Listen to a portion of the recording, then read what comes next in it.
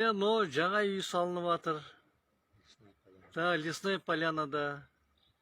Плиталарды түсінбедік. Плита перекрытияның ортасында газоблок кірпіш салған.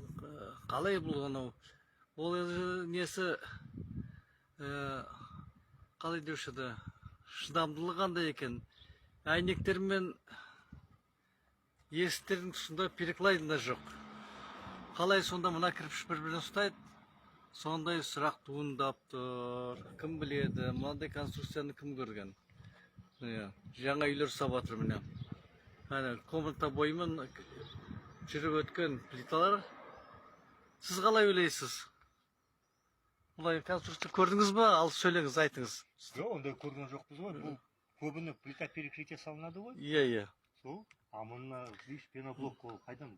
Мен сонда ойлап отырмын. Бұл қандай бұл конструкция деп? Это жоқ. Көп нәрсені Балкалар жоқ қой. иә, балкалар перекладина жоқ.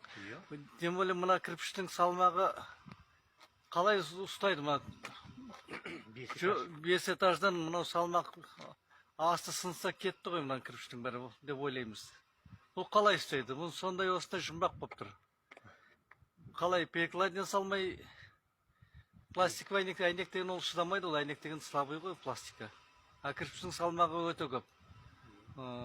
Енді мына қараса этажда ғана плита сымақты істеген, ортасы газоблок қалай салған, сондай мынандай бірінші рет көруіміз.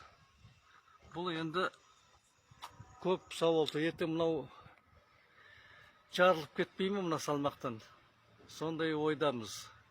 Үй алу үшін, жаңа үйді алу үшін көп ойланып, көп толғанып қарамасаң, ертең мынандай конструкцияларды бірінші рет көреміз. Міне плиталар шығып тұр, столб сияқты құйылған, газоблок салынған, үстіңгі жағы қалай болған сонда? Бұл қалай құйылған және?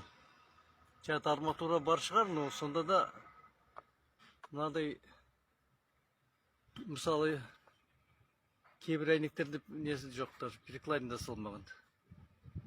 Бұл қандай конструкция? Арматура, наверное. Жоқ, арматура қайдан келді? Бұл енді газоблок. Газоблок деген ол морттық материал ол. Ләзде мына ыстық береді. Даже бұлай шегеде тұрмайды оған. Сейсмополис сияқты ғой. Соны түсініксіз болып тұр. Жоқ, құйылғанда ана газоблок ол салмақты ұстай алмайды. Міне сондай міне қызық үй салып жатыр. Уже осындай үйрен біреу міне тапсырып қойған, мұнда да солай перекладина салмай әйнекпен есі салып